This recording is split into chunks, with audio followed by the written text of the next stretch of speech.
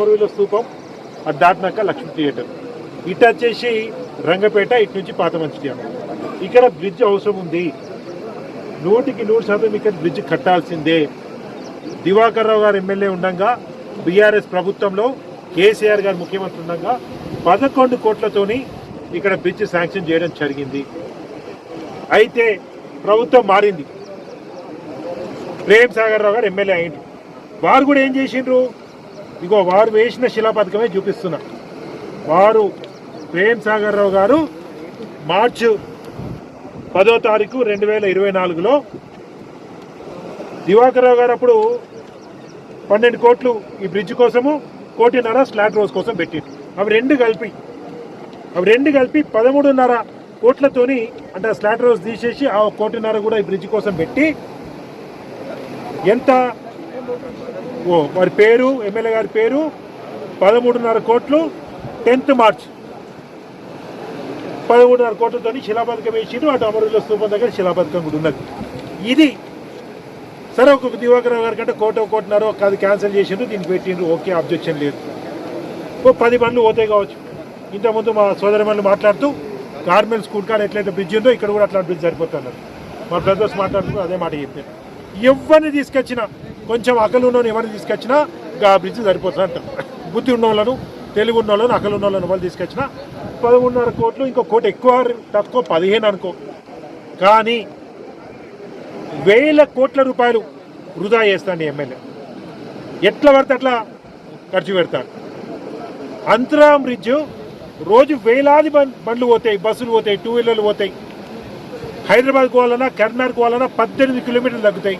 164 కోట్లతోని అంతరాం bridge sanction చేసి, tender allot అయ్యి, soil test అయ్యి, ఇక మొదలైతే బ్రిడ్జ్ అనగా ప్రభుత్వం మారితే దాన్ని క్యాన్సిల్ చేసింది. అంటే వేలాది మంది పోయే ఏదైతే బ్రిడ్జ్, వెహికల్స్ పోయే బ్రిడ్జ్ని క్యాన్సిల్ చేసి, రోజుకు 10 కార్లు రావు. ఇక్కడ 100 2 వీలర్లు పోతాయి కావచ్చు, 10 కార్లు వస్తాయి కావచ్చు. దీనికి దయచేసి కొంచెం జరగాలి, అటుండదు కొంచెం. దీనికోసం 13.5 కోట్లని ఎమ్మెల్యేనే మార్చిలో దీనికి శిలాపథకం పెడతాడు. ఒక సంవత్సరం దాటగానే 160 కోట్లు పెడతాడట. ఇక 10 మంది అయితే ఎంత బియ్యం పెట్టాలి, 1000 మంది అయితే ఎంత బియ్యం పెట్టాలో మా అక్క చెల్లెలకు తెలుసు. 10 మందికి భోజనానికి పెట్టి 1000 మందికి బియ్యం కడిగితే అది ఏమవుతుంది? ఏమవుతుందమ్మా? వృధా అవుతుంది. గట్లే ఉన్నది ఇక్కడ. 10 మంది వచ్చే బ్రిడ్జికి 15 కోట్లు మ్యాక్సిమం పెట్టే బ్రిడ్జికి, అంతరాం బ్రిడ్జికి పెట్టిన పైసలన్నీ ఇక్కడ తీసుకొచ్చి పెట్టాలంటే అది మూర్ఖత్వమైన ఆలోచన. ఈ ఎమ్మెల్యేకు దివాకర్ రావు గారి మీద, ఈ ప్రాంతం మంచిర్యాల మీద అనే కోపం, అంటే ఇక ఎంత పట్టలేనంత కోపం ఉన్నది. ఆ కోపం ఈ విధంగా తీర్చుకుంటుండు. నేనే రాజు, నేనే మంత్రి, నేను ఏం చేసినా నడుస్తుంది. ఎందుకంటే ఆయన బతికింది మొత్తం ప్రజాస్వామ్యం మీదే. ప్రజల అప్పు తీసుకొని, బ్యాంకుల దగ్గర అప్పు తీసుకొని, ప్రజల సొమ్ముని ఆయన ఇష్టం ఉన్నట్టు విలాసవంతంగా గడుపుతుండు. మళ్ళీ ఇప్పుడు కూడా ప్రజా సొమ్ముని, ప్రజలు ట్యాక్స్ కట్టిన సొమ్ముని తీసుకొచ్చి వేస్ట్ చేస్తుండు. మేము డిమాండ్ చేస్తున్నాము, మా అక్క చెల్లెలు, ఈ సన్ సిటీ కుటుంబ సభ్యుల తరఫున, బీఆర్ఎస్ పార్టీ తరఫున, మంచిర్యాల ట్యాక్స్ కడుతున్న ప్రజల తరఫున డిమాండ్ చేస్తున్నాము. ఏదైతే మార్చి 10వ తారీఖు 2024 మీరు ఏదైతే నిర్ణయం తీసుకున్నారో, గంటే పైసలతో ఇక్కడ బ్రిడ్జ్ కట్టాలి. ఇక మీరు ఇక్కడ జాగా కొన్నారు, మీరు ఇక్కడ ఇంకో ఇల్లు కడతానని, మీ పాత ఇంటికి కొత్త ఇంటికి 6 లైన్లు ఉండాలని, లేకపోతే హెలికాప్టర్లతో పోతా అని మీరు మీ సొంత డబ్బుతో చేసుకోండి. మీరు దోసుకున్న డబ్బు ఉన్నది కదా, గా డబ్బుతో చేసుకోండి. కానీ ప్రజాసొమ్ముని ఈ విధంగా వేస్ట్ చేయడం ఎవ్వరు కూడా దీన్ని స్వాగతించారు. అందరు దీన్ని తప్పు పడతారు. మీకు అధికారం ఇచ్చింది ప్రభుత్వ పైసల్ని జాగ్రత్తగా ఖర్చు పెట్టమని తప్ప, ఈ విధంగా మీ సొంత అవసరాల కోసం అవసరం లేని కాడ 100 కోట్లు పెట్టి, అవసరం ఉన్న కాడ 1 రూపాయి ఖర్చు పెట్టారట. అంతరాం బ్రిడ్జ్ మొత్తానికే క్యాన్సిల్ చేస్తారట. ఈ 15 కోట్లతోని 14 కోట్లతో కట్టవలసిందని 150 కోట్లు 160 కోట్లతో కలుతారు. మేము డిమాండ్ చేస్తున్నాం. బీఆర్ఎస్ పార్టీ తరఫున పెద్ద ఎత్తున కార్యక్రమం కూడా తీసుకుంటాం. ఇక్కడ కాంట్రాక్టర్లు కూడా హెచ్చరిస్తున్నాం. మీరు కనుక ఈ బ్రిడ్జ్ కడితే ఖచ్చితంగా భవిష్యత్తులో మీకు ఇబ్బందులు తప్పేయని చెప్తున్నాం.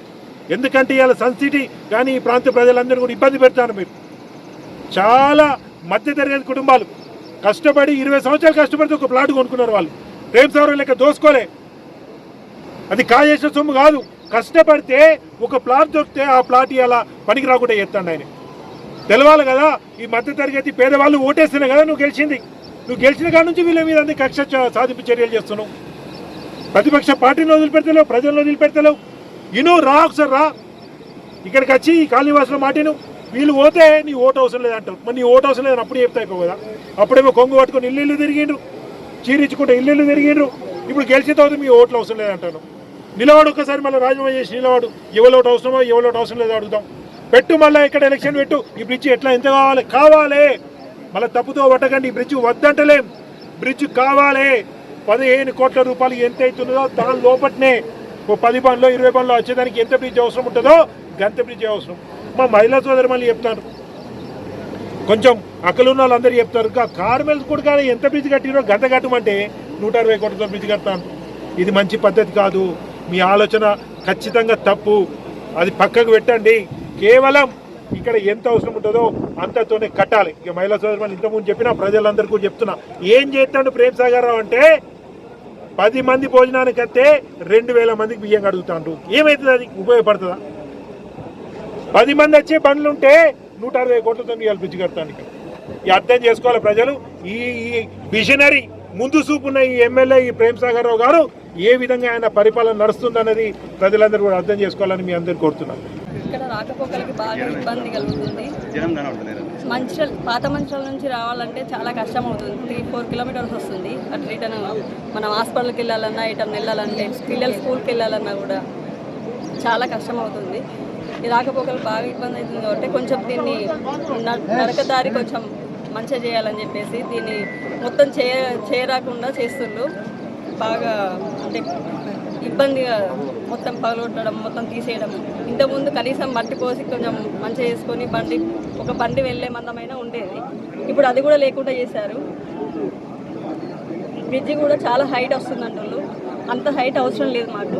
ఓన్లీ కార్మల్ స్కూల్ దగ్గర ఉన్న బ్రిడ్జి లాగా అయితే సరిపోతుంది. మాకు మళ్ళా సైడ్కి అంటే ఈ సర్వీస్ రోడ్స్ కంపల్సరీ ఇవ్వాలని, కనెక్టివిటీ రోడ్స్ ఇవ్వాలని మా యొక్క